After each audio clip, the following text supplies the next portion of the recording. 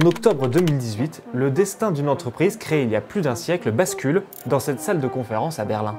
En une journée, elle perd 2,7 milliards d'euros de capitalisation boursière à cause de son principal concurrent qui présente des résultats spectaculaires. Et ben c'est le moment où en fait Eli Lilly, qui avançait un peu masqué, sort du bois et les gens de Novo Nordisk sont livides et là la bataille s'engage. Cette bataille entre ces deux géants pharmaceutiques spécialisés dans la lutte contre le diabète et l'obésité a un but, dominer un marché estimé à 100 milliards de dollars par an d'ici 2030. Et en 2018 à Berlin, l'éternel second Eli Lilly est pour la première fois plus performant que le leader historique Novo Nordisk et ce n'est qu'un début. Det vil jeg ærligt sige, det havde jeg ikke set komme, og jeg føler, at jeg har gjort mit bedste hver eneste dag, og så er alt godt for mig. On va vous raconter pourquoi Novo Nordisk, géant danois des laboratoires, traverse aujourd'hui sa plus grande zone de turbulence. Bienvenue dans ce nouveau business drama où on va parler de piqûres et d'injections qui valent des milliards. Avant de vous parler de Novo Nordisk, de traitements antidiabétiques et anti-obésité, il faut qu'on remonte le temps. Première halte au début des années 20. À l'époque, il y a Frederick Banting, un docteur en exercice à l'hôpital universitaire de la ville de London, dans l'état canadien de l'Ontario. Avec son assistant Charles Best, il fait une découverte stupéfiante. Alors qu'il travaille sur le diabète et qu'il est en pleine insomnie, dans cette maison devenue célèbre, Banting a une idée. Il veut tenter une expérience sur des pancréas de chiens. Il est convaincu d'y trouver le moyen de réguler le taux de glucose dans le sang et donc d'apporter une solution aux malades qui souffrent du diabète. Son objectif, bloquer les sucs digestifs que le pancréas sécrète pour isoler d'autres cellules. Ces cellules l'intéressent car elles produisent une molécule qui pourrait être très utile et qui est aujourd'hui connue dans le monde entier. On avait l'idée avant qu'il y avait quelque chose comme l'insuline, mais on ne savait pas vraiment ce que c'était. C'est vraiment lui qui l'a découvert. Lui, c'est Fabrice Delay, journaliste pour le site d'info suisse ID News et auteur du livre Ozempic, la révolution de l'obésité. Ils se rendent compte qu'en injectant cette insuline, finalement, on arrivait à obtenir l'effet qu'on voulait, c'est-à-dire d'empêcher les hypoglycémies ou les hyperglycémies qui sont liées au dérèglement que provoque le diabète. Très vite, Frederick Banting veut tester sa découverte sur l'homme et prend comme cobaye un jeune garçon de 13 ans qui souffre du diabète. Et il va récupérer très vite et ça va, ensuite les cas vont se multiplier. Ça va très rapidement montrer que c'est une molécule extrêmement efficace pour régler la glycémie, le taux de glucose dans le sang. Quand il entend parler de cette découverte, un célèbre chercheur danois, prix Nobel de médecine en 1920, veut absolument voir ça de ses propres yeux. Il s'appelle Auguste Krogh et sa femme Marie souffre elle aussi du diabète. Auguste teste l'insuline sur elle et ça marche.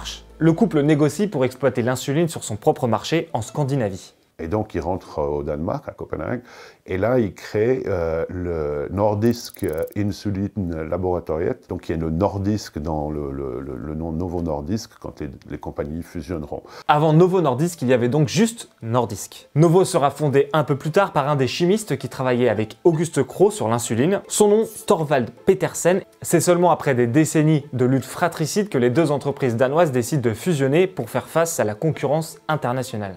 Les deux CEOs se détestaient tellement qu'au départ de Copenhague, ils refusaient de prendre le même avion. En 1989, Novo Nordisk naît enfin. Novo og Nordisk har besluttet at søge et samarbejde, har besluttet at fusionere de to virksomheder. Det er to danske virksomheder, som på deres felter er internationalt førende og som er i fremgang. Et après l'insuline, la découverte d'une autre hormone va jouer un rôle fondamental. On la doit en partie à un chercheur danois qui, pour son projet de doctorat, s'intéresse à des patients qui développent des hypoglycémies post-opératoires. Ces hypoglycémies n'ont rien à voir avec le diabète, mais elles vont changer la vie des diabétiques.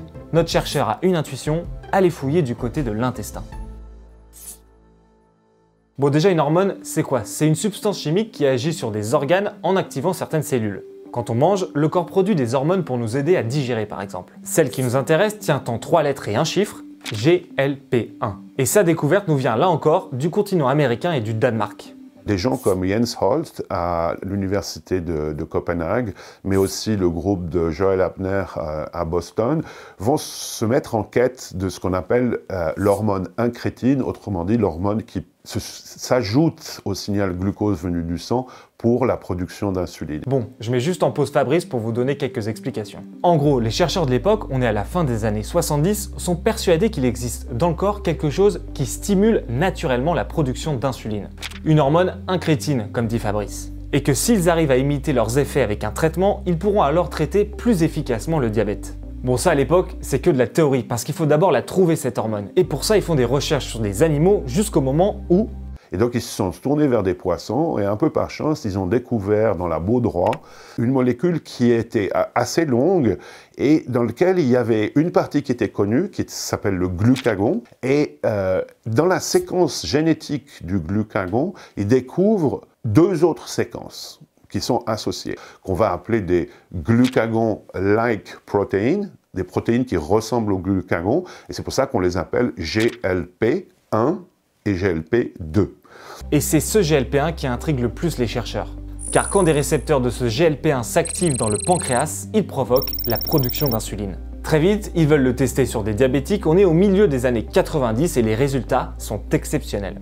Mais ce n'est pas tout. En plus de lutter contre le diabète, on se rend compte que d'autres récepteurs du GLP1 sont présents dans le cerveau, dans la région de l'hypothalamus, et qui peuvent avoir une action sur le sentiment de satiété.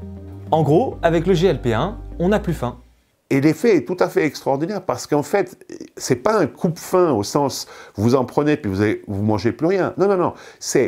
Ça diminue la quantité que vous prenez et ça règle votre appétit à un niveau différent. Très vite, les laboratoires pharmaceutiques se donnent une mission, transformer cette molécule en traitement. C'est à ce moment-là que les analogues du GLP1 commencent à être à l'étude. On les appelle comme ça parce qu'ils reproduisent les effets du GLP1 dans le corps. Et comme pour l'insuline, c'est Novo Nordisk qui dégaine le premier. Au début des années 2010, après des années de tests et de recherches, le laboratoire danois sort son premier analogue du GLP1 pour traiter le diabète, le Victoza, l'ancêtre de l'Ozempic.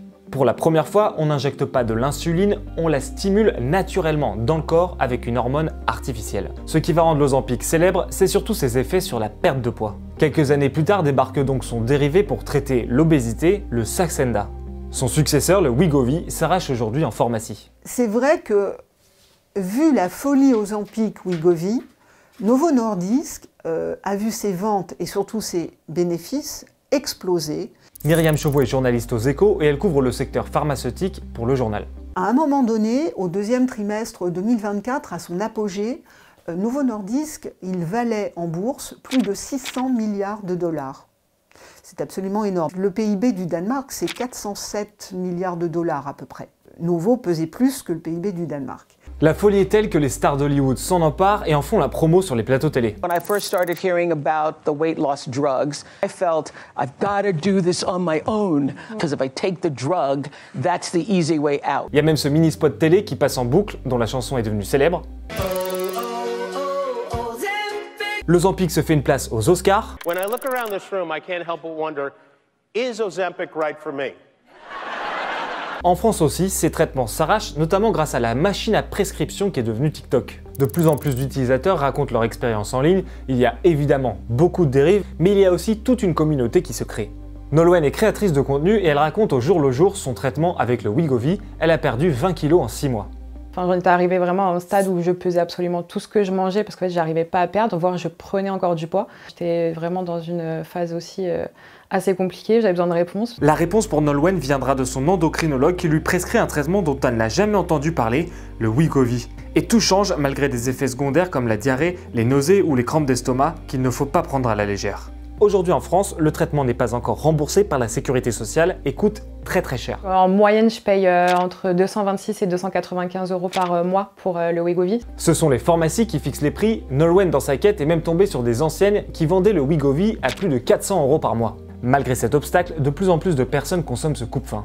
Fin 2024, il y avait déjà 10 000 Français obèses qui payaient de leur poche le Wegovy et on est passé à 23 000 Français aujourd'hui qui prennent du Wegovy alors qu'il n'est toujours pas remboursable. Et ce n'est rien par rapport aux États-Unis où plus de 40% de la population adulte est obèse et où 40 millions d'Américains sont diabétiques. La demande est telle que Novo Nordisk se retrouve en rupture de stock. La demande mondiale et surtout déjà américaine était énorme. Novo Nordisk n'a pas pu fournir, donc état de pénurie et évidemment frustration du marché. Ozempic craze has ignited fervent debate in the medical community and created shortages of the drug. Et qui dit pénurie dit hausse de prix. Le boss de Novo Nordisk a même été audité au Sénat américain pour qu'il s'explique sur les factures exorbitantes de ces traitements. Là-bas, il faut payer entre 800 et 1000 $ par mois pour se procurer de l'Ozempic ou du Wegovy. Well, we basically want to know why he is charging the American people 10 or 15 times more for the same exact product that he's charging people in Europe, Canada, and elsewhere. Mais la pénurie, ce n'est rien comparé à la grande bataille que doit mener Novo Nordisk, celle contre son concurrent américain Eli Lilly. Vous vous souvenez de la conférence à Berlin en 2018 pendant laquelle Eli Lilly avait présenté les résultats exceptionnels de son coupe-faim Mounjaro? Ce n'était qu'un début. Le 20 décembre 2024, soit 6 ans plus tard, Novo Nordisk connaît une nouvelle journée noire. Pourquoi? Parce que le 20 décembre, il a publié les résultats d'un essai sur son coupe-faim du futur. Le coupe-faim en question s'appelle le CagriSema. Et quand il a fait paraître les résultats de perte de poids du CagriSema, ça a été un drame. Je vous lis les résultats de l'essai clinique. Le CagriSema n'a fait perdre aux obèses qui l'ont testé que 20,4% de leur poids en 68 semaines. Le marché attendait au moins 25% de perte de poids. Aujourd'hui, le coupe-faim actuel de Lilly, le Mounjaro, il fait perdre 22,5% de leur poids aux obèses en 72 semaines. Donc c'est pas la peine d'aller travailler sur un coupe-faim du futur pour ne pas faire mieux que le Mounjaro aujourd'hui. Le 20 décembre 2024, c'est le drame. Novo Nordisk perd en une heure 120 milliards de dollars de capitalisation boursière. Le marché mondial des coupe-faim bascule. Voici Lars Fruergaard Jørgensen. C'est le CEO de Novo Nordisk, celui qu'on vient de voir être audité au Sénat. C'est en partie grâce à lui que l'on doit les succès monstres de l'Ozempic et du Wegovy. Et sur ces images, il se fait applaudir par ses employés parce qu'il vient de se faire virer. Det vil ærligt sige, det havde jeg ikke set komme. Men jeg kan godt sige, at jeg er ret afklaret omkring det. Altså, jeg går på arbejde og har været super glad for min periode i Novo Nordisk, og den fortsætter lidt endnu. Og jeg føler, at jeg har gjort mit bedste hver eneste dag. Og så er alt godt for mig. Si tout va bien pour lui, on ne peut pas en dire autant de son entreprise. Son principal rival, Eli Lilly, continue d'innover. Il s'apprête à sortir un coupe-faim qui ne s'injecte pas directement dans la peau, mais se prend sous forme de comprimé oral, une prouesse technique. Et les résultats des essais cliniques sont tout frais puisqu'ils datent d'avril 2025. Le produit s'appelle l'orforglipron. Sur les diabétiques obèses, non seulement évidemment il régule la glycémie pour 65% d'entre eux, mais il leur fait perdre du poids. Ils ont perdu 8% de leur poids en 40 semaines. C'est pas mal du tout.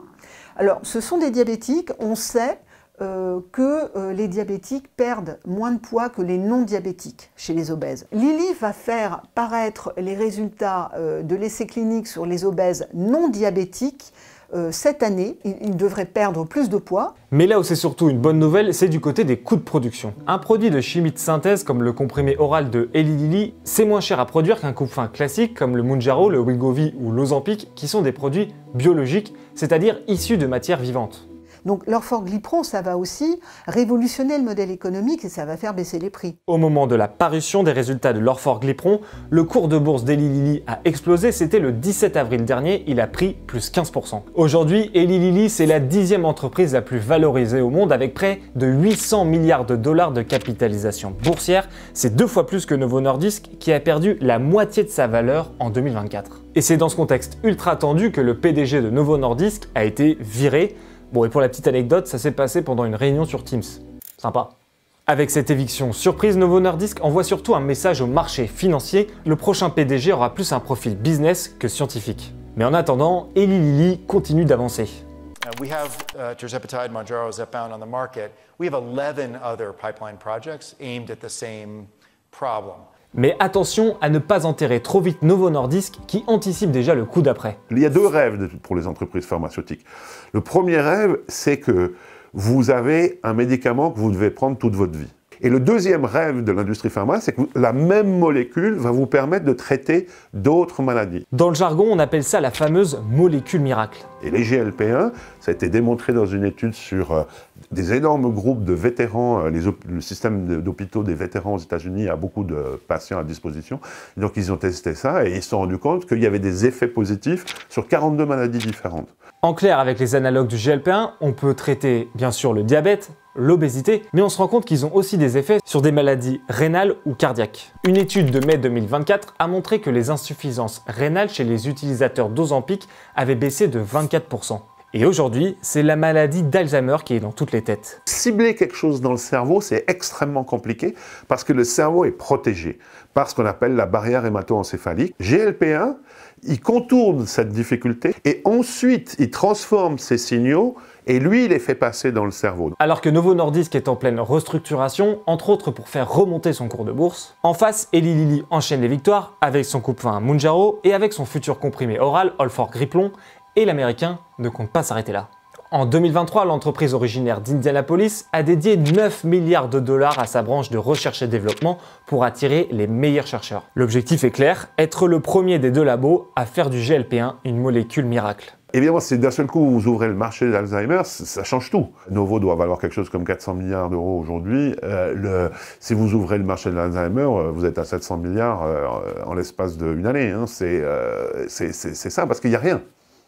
Ou quasiment rien. Mais avant même de trouver un remède, Eli Lilly a déjà pris de l'avance sur le plan symbolique. Dans les années 90, le groupe a fait un achat immobilier pas si anodin que ça. Il a acheté une petite maison en Allemagne pour envoyer un message à la fois à la communauté scientifique et au marché financier. Cette petite maison appartenait à Alois Alzheimer, le chercheur allemand qui a donné son nom à la maladie à ce jour incurable. De son côté, Novo Nordisk est aussi sur les rails et prévoit de sortir au 3e trimestre 2025 les résultats de ses essais cliniques sur l'Alzheimer. La bataille entre les deux géants peut continuer. Merci d'avoir suivi ce Business Drama et je remercie tout particulièrement Myriam Chauveau et Fabrice Delay qui m'ont beaucoup aidé à préparer cet épisode. On n'a pas fait beaucoup de sujets sur la santé, donc dites-nous en commentaire si ça vous plaît et nous on se revoit très vite pour un nouveau Business Drama.